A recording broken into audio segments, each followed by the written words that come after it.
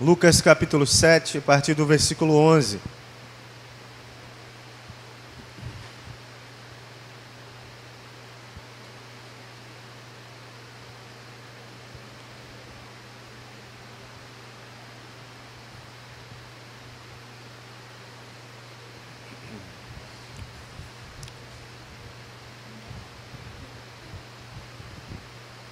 Lucas 7, a partir do versículo 11, diz assim: Em dia subsequente, dirigia-se Jesus a uma cidade chamada Naim, e iam com ele os seus discípulos e numerosa multidão.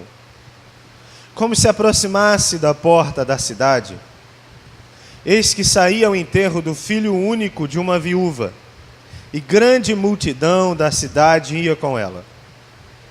Vendo-a o Senhor, compadeceu-se dela e lhe disse: Não chores.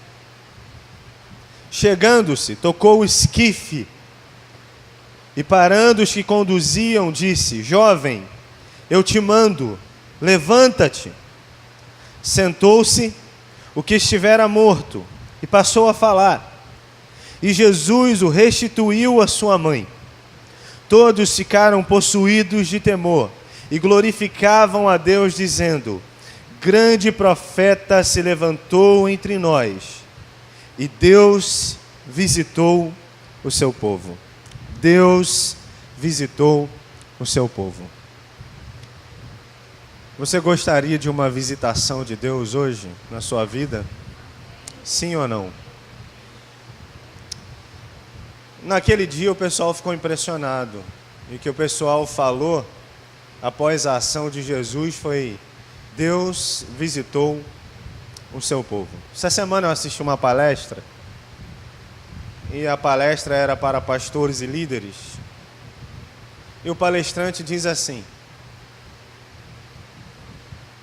ele fez uma pergunta para os ouvintes: o que a sua igreja percebe de Deus quando você prega? Eu fiquei encasquetado com isso na cabeça. Eu fiquei tentando imaginar o que é que vocês pensam sobre Deus quando me ouvem pregar.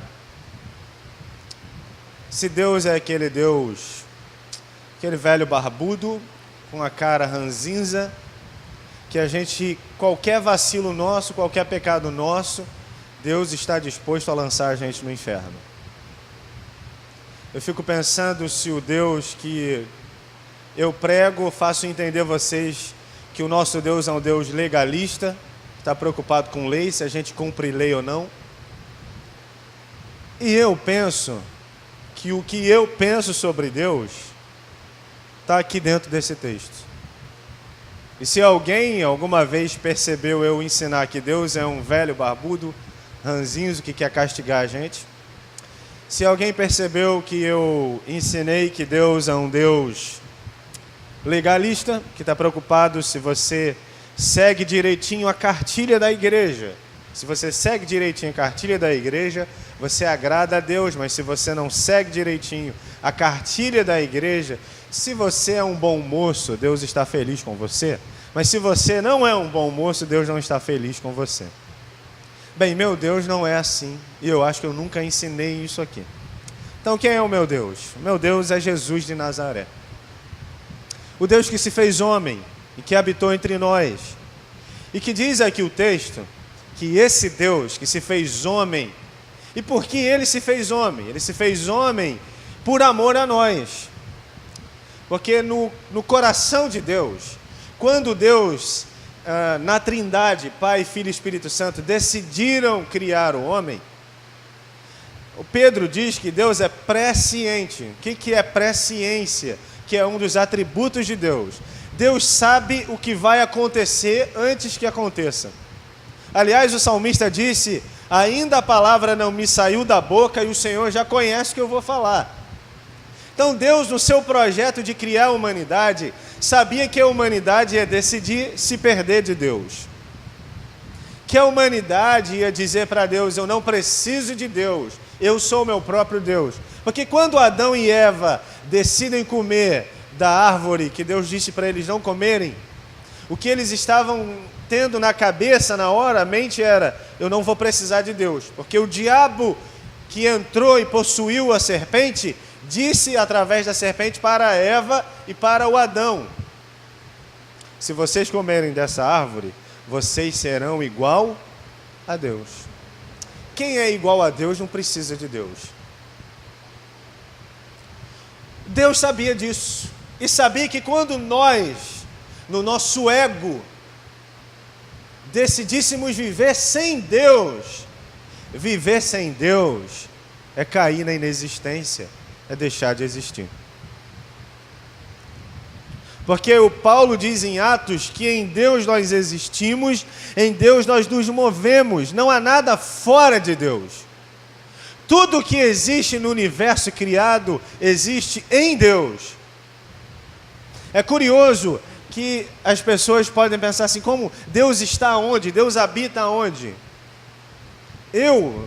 Na minha cabeça, não é que Deus habita, mas é que tudo que existe habita em Deus, porque tudo é sustentado por Deus. Bem, se eu li a Bíblia direitinho, foi isso que eu entendi. Eu posso estar errado, mas se eu li a Bíblia direitinho, tudo que existe, existe em Deus. Ele é a existência de todas as coisas. Jesus, o testemunho de João a respeito de Jesus, quando ele diz, no princípio era o verbo estava com Deus, o verbo era Deus, e nada do que existe, existe sem Ele. Por quê? Porque tudo existe em Deus. Ele sustenta todas as coisas. O inferno e o diabo só existem porque Deus decidiu sustentar o inferno e o diabo por um tempo, mas o tempo deles está acabando.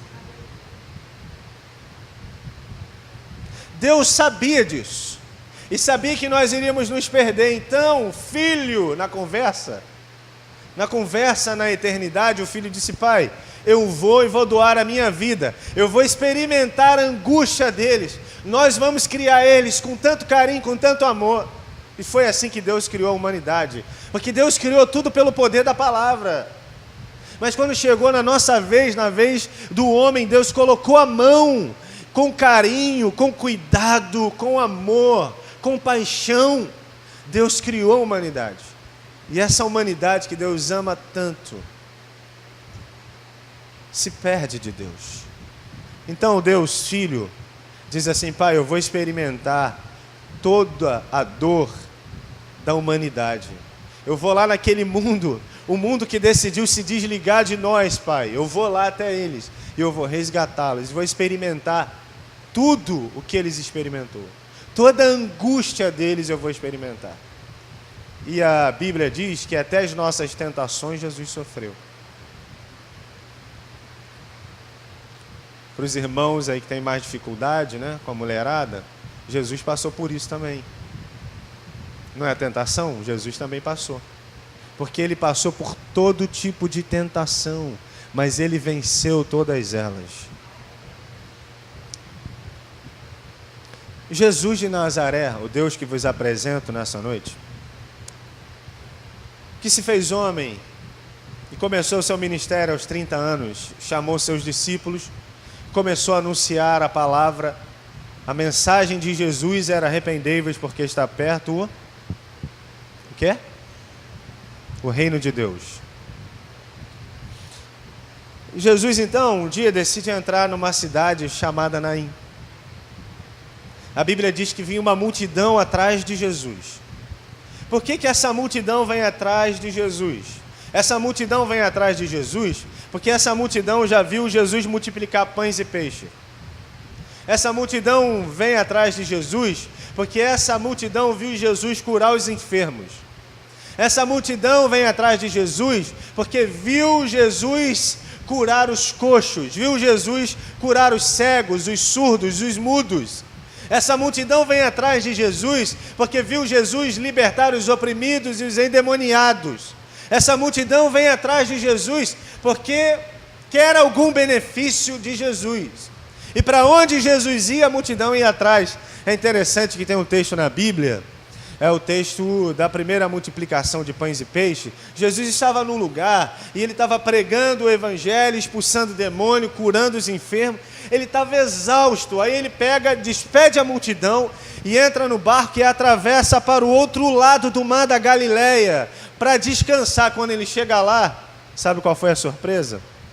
A multidão correu e chegou antes dele, do barco dele, e estava lá esperando ele. E aí ele que curou a multidão aqui, agora está do lado de cá, vai curar de novo, vai pregar de novo, vai libertar de novo. E aí, o dia fica tarde, as horas se avançam, e aí o Pedro diz: Senhor, é melhor dispensar a galera. Essa galera aí vai ficar com fome. E eles vão passar muito tarde até chegar em casa, vão passar pelo deserto. Não tem onde comprar comida. E o que o Senhor falou? Dê vocês a ele o de comer.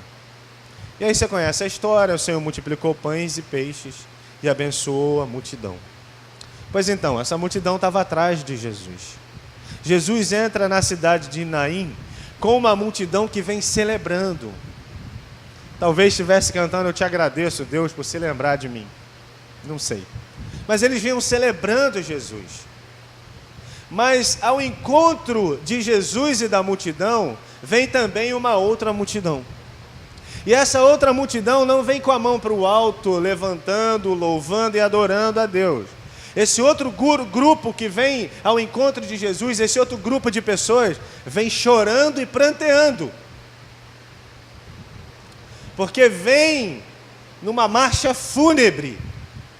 Vem porque uma viúva agora vem carregando o caixão do seu filho. Olha que interessante. Uma multidão feliz e alegre. Do outro lado, uma multidão que chora, que geme, que se solidarizou com uma mãe que vai enterrar o seu único filho que morreu. Jesus se depara com essa cena, e é interessante que ao se deparar com essa cena, versículo 13, vendo o Senhor, compadeceu-se dela e disse: não chores. É interessante Jesus falar isso. Como é que Jesus chega para uma mulher, e Jesus sabe quem é a mulher? É uma viúva. E não é apenas uma viúva, essa mulher está passando por um monte de problemas. Primeiro problema emocional, perdeu o marido. O outro problema emocional, perdeu o filho. Mas não é apenas problema emocional e de família, é um problema também financeiro, porque acabou o sustento. Não tem afetividade, não tem alguém que lhe dá amor, não tem alguém em casa que lhe dê carinho, não tem alguém para que ela volte para casa, ela não tem mais razão para voltar para casa, ela não tem mais razão para cantar, ela não tem mais razão para sorrir, ela não tem mais marido, e agora o único filho morreu, e ela sai para enterrar o seu filho, e aí vem Jesus e entra nessa história e diz para a mulher: não chores.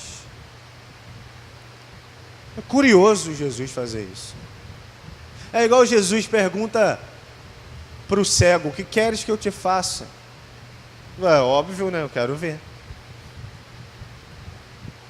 O cara está há 38 anos perto do tanque de Betesda e não tem ninguém que leve ele até lá para que ele seja curado. E Jesus pergunta para o cara: você quer ser curado? É óbvio, né? É óbvio. Mas Jesus tem algumas perguntas que levam a gente à reflexão, que levam a gente a refletir, porque Jesus quer mexer com a gente. Hoje o Senhor falou com a gente, assim, pelo menos eu não sei o que Deus falou com a irmã Lídia e com a Heloísa, minha esposa. Nós fomos fazer uma visita hoje para uma amiga da irmã Lídia, e ficou muito claro para mim, o que o Senhor falou essa tarde para mim foi: o que eu quero fazer não é por você, o que eu quero fazer é em você. Foi o que ele falou para o cego de Jericó: o que queres que eu te faça? Não é o que você quer que eu faça por você, é o que queres que eu te faça. Eu vou fazer algo em você. Não é por mim, não é me dar um carro, não é me dar uma casa, não é me dar uma bênção, não é me dar uma cura, é algo em mim. Ele precisa fazer algo em mim. E Jesus vem e diz para a mulher também nessa, é curioso, ele diz assim: não chora mais. Mas por que não chora? Eu tenho todos os motivos para chorar. Eu tenho todos os motivos para me descabelar. Eu não, né? Ela. Eu nem cabelo tenho. Todos os motivos para me descabelar. Eu tenho todos os motivos para me desesperar. Eu tenho não só o motivo, mas eu tenho o direito. Ela podia dizer para Jesus, mas ela não disse nada. Jesus disse: não chores. E por que Jesus diz não chores para aquela mulher? Porque quando Jesus age na nossa vida, o tempo muda na nossa vida. O tempo de chorar para aquela mulher estava acabando. Lembra que o salmista disse que o choro pode durar uma noite, mas a alegria virá ao amanhecer. Quando Jesus toca na nossa vida é o amanhecer. E eu digo que é assim, sabe por quê? Porque quando é que a gente percebe que amanheceu? Quando a gente vê o quê? Sol.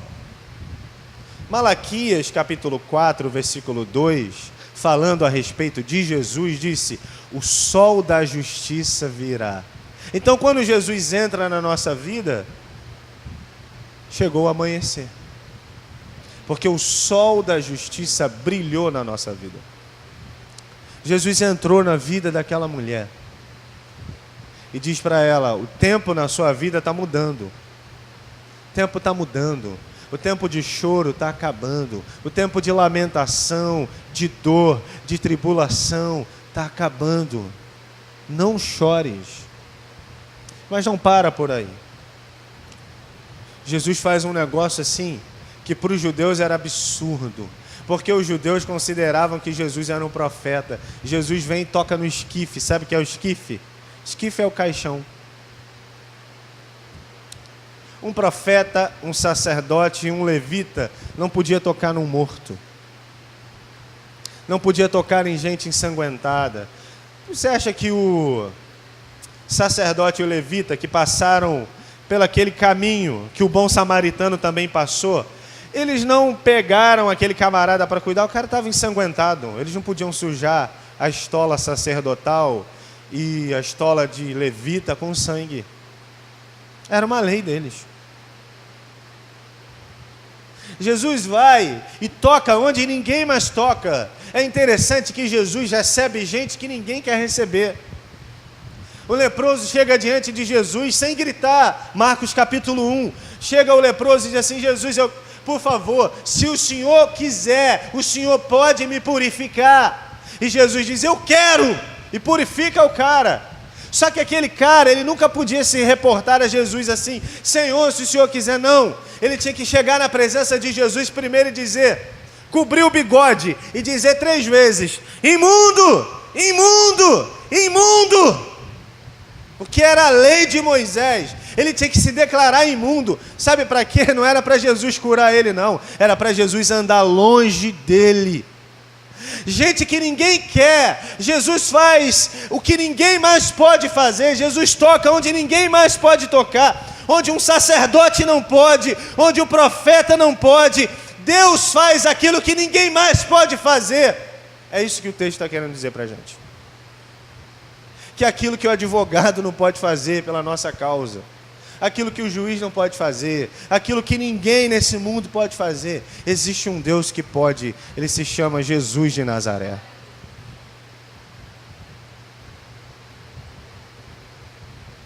O pessoal que conduzia o caixão não entendeu nada. Falou: parar o caixão? Como assim? Jesus, ele toca o esquife e manda o pessoal parar.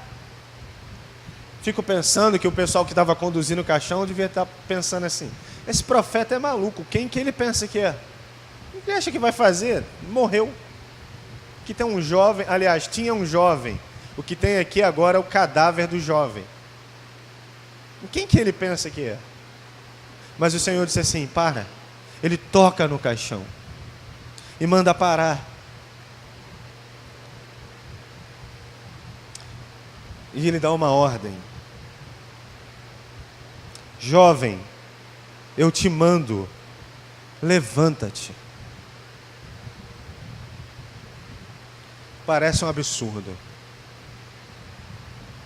Não parece absurdo? Se você estivesse lá, imagina, você não sabe que Jesus é o Messias. Para saber depende de revelação. O que Pedro sabia? Jesus falou. A multidão achava que Jesus era um profeta. Não foi isso que Jesus perguntou? O que diz a multidão a meu respeito? Falaram assim, eles dizem que o Senhor é um profeta da escola profética de Jeremias. Ou então que o Senhor é um profeta da escola profética de Elias. Ou então que o Senhor é um profeta da escola profética de João Batista. Porque você não está achando, igual os espíritas, que Jesus era a reencarnação do... Porque eles leem o texto, mas não têm discernimento, né? O pessoal lê o texto assim: disseram que o Senhor é o Elias, que o Senhor é o Jeremias, ou que o Senhor é o João Batista.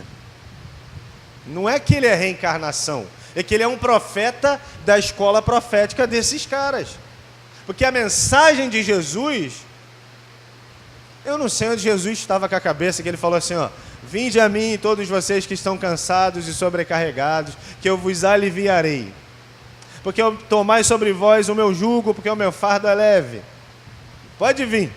O meu jugo é leve, o meu fardo é leve. Jugo é a interpretação da lei que um rabino dava. Então o rabino dizia o seguinte: trabalhar no sábado é andar 10 quilômetros segurando isso aqui. Então não pode trabalhar no sábado, você sabe que não pode, porque sábado é o dia de descanso. Aí vem outro rabino e diz assim, não, trabalhar no sábado é andar 20 quilômetros carregando isso aqui. Então o fardo desse outro rabino que diz que andar 20 quilômetros é um fardo mais leve.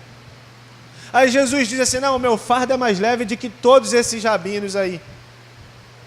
Aí ele diz assim, quem quiser vir após mim, tome a sua cruz, negue-se a si mesmo e siga-me.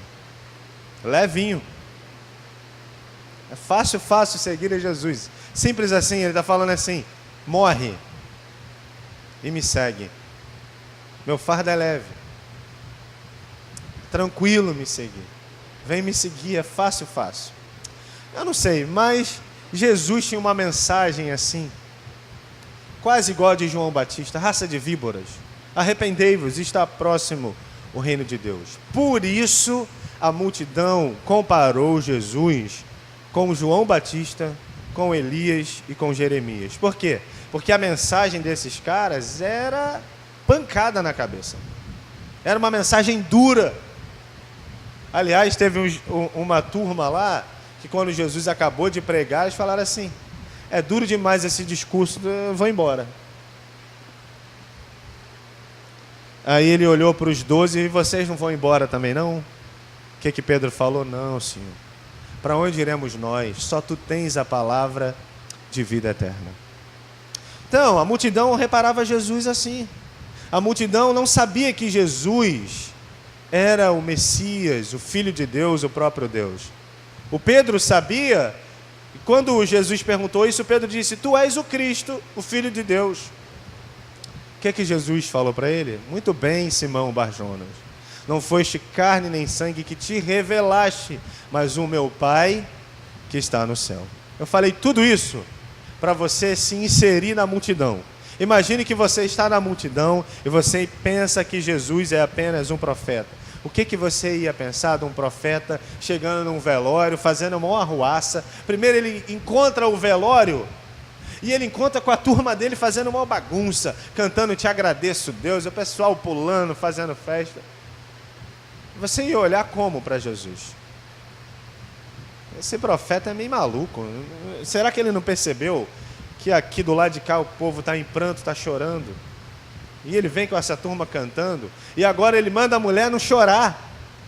Mas como não chorar? Ela tem todo o direito de chorar. E agora manda parar o caixão, e aliás, ele bota a mão no caixão. Ai, meu Deus do céu, ele bota a mão no caixão. Eu gosto muito, eu amo muito isso. Porque isso me faz entender que Jesus nem ligava para as nossas regrinhas de igreja. Estava pouco preocupado, se pode vir de bermuda. No outro dia, rapidinho, vou abrir um parênteses, vou abrir meu coração. Meus primos fizeram um grupo lá, meus primos maternos, fizeram um grupo no WhatsApp e me inseriram lá. Aí no outro dia, a minha prima perguntou, eu não tinha visto, que eu vou falar para os irmãos, eu não sou muito de grupo não. Se o irmão me mandar uma mensagem, eu vou ver. Um negócio de grupinho o tempo todo, eu não tenho muito tempo para isso, né? Tem muito tempo para isso. E aí, mas aí, não sei porquê, cara, eu fui ver aquele negócio e a minha prima tinha perguntado assim, queria perguntar ao pastor do grupo, é pecado fazer tatuagem? Ah, vai tomar banho. Pô, pelo amor de Deus. Aí um outro primo lá, retardado. Desculpe, pode não ser o que você pensa, mas é assim que eu leio a Bíblia, né? Eu leio a Bíblia assim. Aí o retardado falou, não é pecado, eu não sei, mas tem que pensar, porque o Paulo diz para não escandalizar o irmão, pega um texto fora do contexto, aí não tem nada a ver, o texto está falando de comida, aí ele vai lá, pega o texto, se comer, escandaliza teu irmão, não coma carne. Aí eu, tá bom, mas o texto do Antigo Testamento está falando de idolatria, o povo se marcava por idolatria. Você vai botar a Nossa Senhora aqui? Nossa não, né? Sei lá, deles lá. Vai botar a senhora deles aqui? Então não é idolatria, cabeção. Aí eu fui explicar esse negócio. Aí o cara quis debater comigo. Eu falei, não vai dar, meu filho. Não vai dar, não. Eu vou perder meu tempo aqui. Né? Sai pra lá. Ficar discutindo se é, se não é. Irmãos, é claro que não. Para a liberdade foi que Cristo vos libertou. Ser crente é ser livre. Não é se pode, não pode. Dar dízimo está na lei ou não está na lei? Eu tenho que dar dízimo ou não tenho que dar dízimo? A gente aprendeu hoje de manhã, o presbítero Edson ensinou. Com liberalidade. É por voluntariedade. Tudo que se faz por obrigação, você lida com Deus como se Deus fosse um legalista. Quando a gente começa a lidar com as coisas de Deus como faço por obrigação, você é igual o irmão mais velho do filho pródigo. Você está na casa, nunca sentou na mesa, no churrasco, sabe por quê? Porque você está ocupado demais cumprindo regra. E foi isso que o pai falou para ele. Quando o irmão volta, o filho pródigo volta e o pai faz uma festa, o irmão mais velho volta e pergunta ao empregado, o que está acontecendo aí? Ele fala, teu irmão voltou. Teu pai está fazendo uma festa. E ele de cá está preocupado com ele, porque meu irmão já tomou a parte dele na herança. Agora esse churrasco que o meu pai está fazendo aí, esse churrasco está saindo da minha herança, é do meu bolso. Que negócio é esse? Vagabundo? Né? Esse vagabundo não quer nada, gastou dinheiro com tudo, vem aqui e está pensando o quê? Aí o pai vai lá fora na varanda, aliás, na varanda não, acho que o pai vai pela área, que ele estava do lado dos fundos, que ele nem quis entrar na casa. O pai vai lá na área e conversa com ele, diz, meu filho, o que é que está havendo? Ele, pai, eu estou aqui trabalhando igual um condenado para o senhor. E o senhor nunca matou um cabrito, o senhor nunca fez um churrasco. Meu pai falou, meu filho, sabe o que é a resposta do pai? Esse teu irmão estava perdido e voltou, ele estava morto e reviveu, vamos celebrar a vida, vamos sentar lá e celebrar. Quando o pai diz isso, sabe o que na verdade o pai está querendo dizer? Ô, boboca, teu lugar é na mesa, retardado, não é cumprindo lei. Você não foi chamado para cumprir lei. Porque eu não somo crédito. Essa mensagem do filho pródigo diz pra gente o seguinte, o cara que vai, peca e volta e diz assim, mas eu não mereço ser chamado seu filho. Sabe o que o pai está falando? Eu não somo débito. Eu não somo débito. Aí o outro que diz assim, eu trabalho pra caramba pro senhor, ele diz assim, eu não somo crédito, querido. Eu não somo débito, mas também não somo crédito. Todos os seres humanos são iguais. Não é o que você faz, irmão. É o que ele fez lá na cruz. Nós somos salvos, é pela graça de Deus. Não é pelo nosso mérito, pelo nosso esforço. É diferente, meu amigo. Então não vai ficar preocupadinho se pode vir de bermuda, se pode botar brinco, se pode botar tatuagem, se não sei o quê. Eu falei, sai disso. Vocês querem pirulito? Querem? Balinha? Tudo criança, infantis. Sai disso aí. Pelo amor de Deus. Aí depois eu tirei um sarro. Eu falei, só não boto, porque senão a minha denominação vai me excomungar. Mas eu botaria um Jesus assim, grandão aqui, qual o problema? Botaria um brinco aqui, uma argola, qual o problema? A gente fica muito preso a... Isso não é evangelho, isso é religião. Jesus quebra o protocolo da religião. A religião de Jesus dizia, olha só, que Jesus era judeu, ele era do judaísmo. A religião de Jesus dizia assim, ó, profeta não toca nisso aí não, mas Jesus vai lá e toca. Aliás, se Jesus estivesse hoje, nos nossos dias, Jesus deveria ir no show da Oficina G3. Não, com aquele cabelão, devia ser roqueiro. Você acha que não? Eu falei para minha tia ontem, minha tia escandalizou. Eu falei, tia, acho que Jesus não ia entrar nas nossas igrejas, não. A gente é muito legalista. Ela, que isso? Eu falei, com certeza não. Algumas aí, então, ele ia passar longe. Porque tem uma turma aí que parece que é judeu. Né? Igual no outro dia, eu tenho que contar esse exemplo para a gente rir. Fazer você rir um pouquinho. Uma irmã me perguntou. Não vou falar quem é, a irmã não precisa se condenar. Não se condene, irmão, não se acuse. Mas eu entendo, ela era nova na fé. Eu posso comer carne de porco? Eu falei, ô irmã, se a irmã não tiver problema intestinal, se a irmã não tiver problema de gastrite, úlcera, cai para dentro, joga um limão, cai para dentro. Aliás, me convida para comer junto. O que é? Não é? De qual sinagoga que a irmã é? A irmã é livre. Irmão, dever de casa, para vocês. Essa semana, abandone seu livrinho Pão Diário, que isso não presta para nada. Abandone o Pão Diário, pegue sua Bíblia e leia Gálatas. Dá uma lida no Gálatas. Vai lá. Primeiro dia você leu Gálatas 1, segundo dia 2, 3. Tem 6 capítulos. Começa amanhã, você vai acabar no sábado. É bom demais. Você vai ver o Paulo falando tudo isso. Eu não estou. Isso não é coisa da minha cabeça. O pastor é um herege. Não, gente, é Bíblia.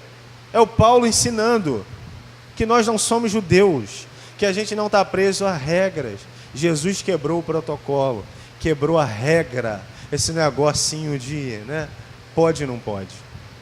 Glória a Deus, eu fico muito feliz com isso, que Ele libertou a gente da religião. Nós temos que ser evangélicos sem ser imbecis, né? Esse é o nosso desafio, ser evangélico sem ser um imbecil, como o mundo pinta que a gente é. Amém. Fechou parênteses, a gente já riu. Vamos voltar para a Bíblia. Se você tivesse lá, o que você pensaria sobre Jesus? Diz assim, para aí. Mas aí ele dá uma voz ao jovem. Ele diz assim, jovem, levanta-te. E imediatamente o jovem se levantou. Eu não sei onde essa voz foi parar, porque o jovem não estava ali. Quem estava ali era o defunto. Eu aprendi pela Bíblia e pela teologia que corpo sem alma é defunto. Então quem estava ali era um defunto. A voz de Jesus atravessou a eternidade e foi lá onde o jovem estava e o trouxe de volta. Eu acho que é esse Deus que eu tenho apresentado para vocês aqui. Eu estou falando sobre Deus, quem é Deus? Esse é o nosso Deus. A voz dele tem todo o poder. A voz do Senhor ecoa. A voz do Senhor ecoa. E onde se ouve a sua voz, a vida de Deus entra. O Senhor disse, as minhas ovelhas ouvem a minha voz e me seguem. E o nosso desafio no século 21, onde tem todo tipo de voz, todo tipo de comunicação, todo tipo de ruído, todo tipo de barulho, é encontrar um silêncio para ouvir a voz de Deus. A banda lá da minha cidade, eu sou da cidade de Nilópolis, uma banda de rock muito boa, banda Catedral, fez uma música na época que eu era adolescente, há uns 2 anos atrás, só que não, mas há uns 20 anos atrás, eu acho. A banda Catedral fez uma música que o nome da música é o Silêncio. E ele diz assim, entra no silêncio, longe de tudo, longe de outros, e ouça uma só palavra que irá subir do fundo do mar. É a voz de Deus. Nosso maior desafio no século 21, no meio dessa parafernália de comunicação, Facebook, WhatsApp, Twitter, Instagram e tudo mais, que eu não sei se tem alguma novidade, tudo isso aí, é parar e ouvir a voz de Deus. O morto ouviu, né? Talvez a gente precise morrer para ouvir a voz de Deus. Não estou falando morrer fisicamente, mas morrer para esse mundo. Parar para ouvir a voz de Deus. A voz do Senhor levantou aquele jovem. Extraordinário, irmãos. Extraordinário. Eu estava ouvindo o pastor Hernandes Dias Lopes. Eu gosto da turma, uma turma aí da igreja presbiteriana boa. Hernandes Dias Lopes. Uma turma boa, vou falar. Hernandes Dias Lopes e Jeremias Pereira. É a turma boa da presbiteriana. Porque só são esses que eu conheço. Né? Mas Hernandes Dias Lopes estava pregando sobre avivamento e ele disse que em um lugar, um avivamento aconteceu, foi país de Gales. Foi no país de Gales. E uma senhora da igreja faleceu. E aí chamaram um pastor. O pastor foi até lá e orou. E a mulher ressuscitou. A vida voltou a ela. Porque em tempos onde Deus visita a sua igreja, coisas extraordinárias acontecem. Tem outro presbiteriano bom, Ronaldo Lidório. O maior missionário brasileiro, Ronaldo Lidório. Quem já ouviu falar do Ronaldo Lidório aqui? Gente, você tem que ouvir. Ronaldo Lidório é fera. Meu presbítero ouviu. Ronaldo Lidório é um missionário. E ele, assim que ele formou no seminário, ele foi para uma tribo indígena. Ele chegou naquela tribo e durante 3 meses ele não comunicou o evangelho. Ele só aprendeu a língua. Aprendeu a língua dos concombas. E aprendendo a língua dos concombas, ele durante 3 meses que ele fez, orou e jejuou. Jejum e oração, jejum e oração. Ele ali em jejum e oração, aprendendo a língua. E aí os concombas não conseguiam achar uma tradução para o nome Ronaldo. Não dava, não conseguia, não dava, não tinha na língua deles uma tradução para Ronaldo. E aí eles colocaram o nome do Ronaldo, eu não lembro agora o nome na língua, mas dizia o seguinte: o homem que diz que existe um Deus só. O nome do Ronaldo era esse. O homem que diz, ele chegava numa tribo e se apresentava, ele falava lá, eu não lembro como é a pronúncia, e queria dizer o seguinte, né? O homem que diz que existe um Deus só.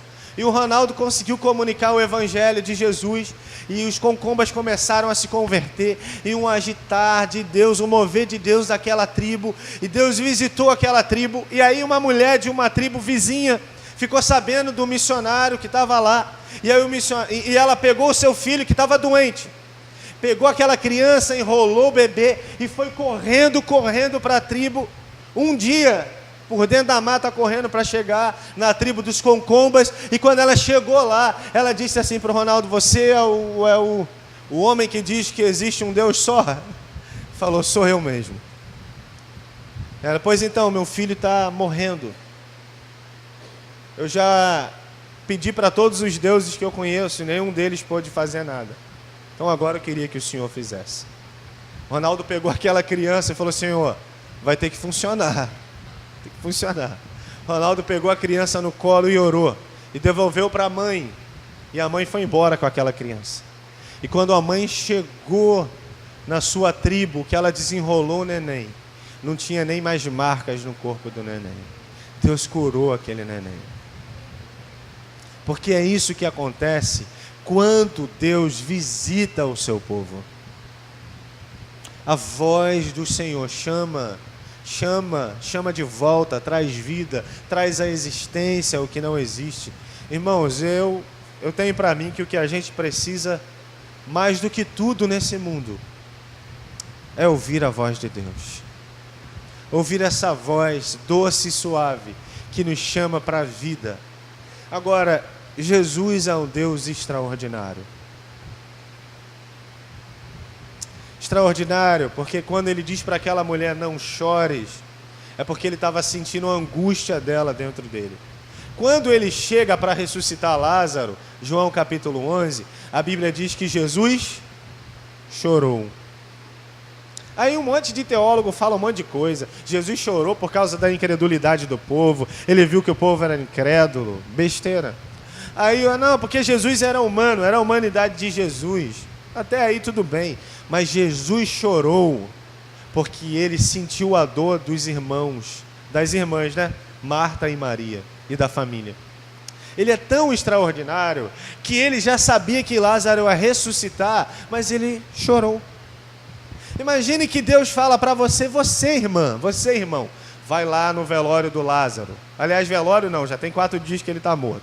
Chega lá, manda tirar a pedra, eu vou usar a sua vida para ressuscitar Lázaro. Você chega lá, você chega como?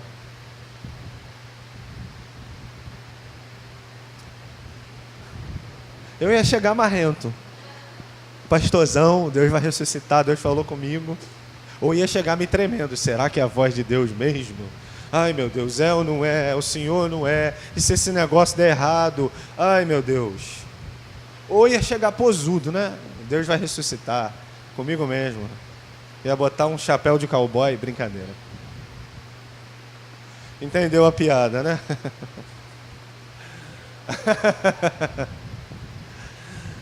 Mas eu ia chegar na marra, ou com medo. Mas se eu chegasse na marra, eu ia chorar?